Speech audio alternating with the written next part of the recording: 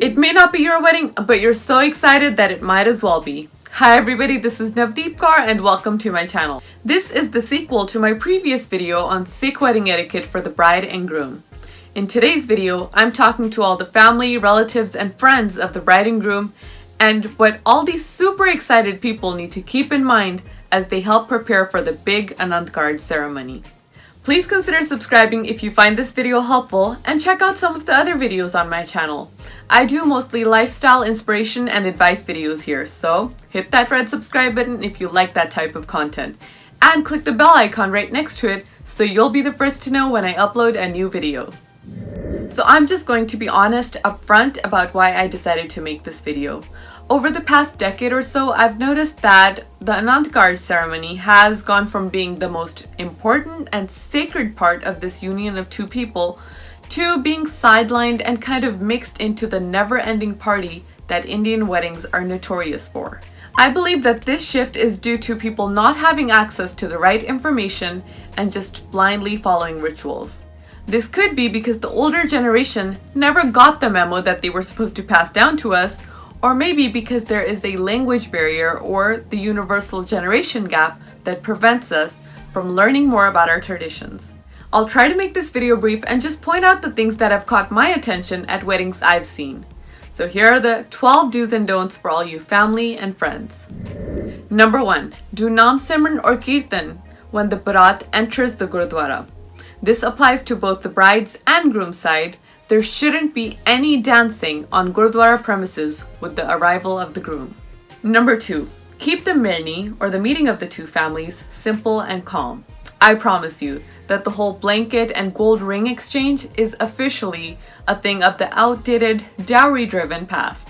Number 3. I'm hoping that the bride and groom who are having the Anand ceremony already know that the whole flower exchange between the couple, the varmaala, is a Hindu wedding tradition.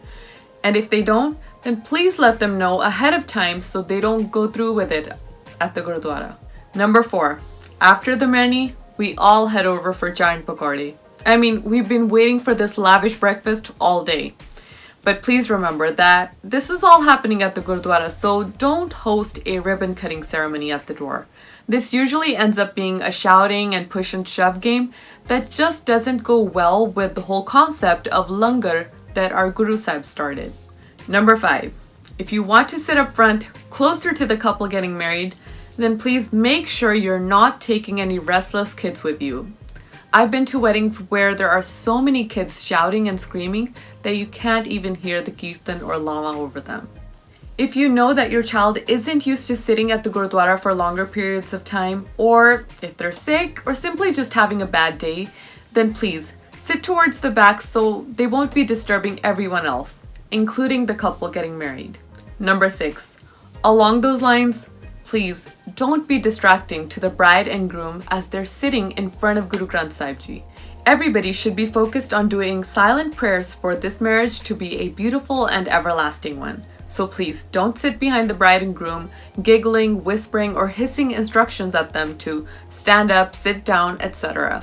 All those instructions need to be delivered before the Anand starts. Number 7. I know you're super excited and want to capture every single moment of this day, but please, don't try to be the photographer unless you've specifically been assigned to or hired for that job.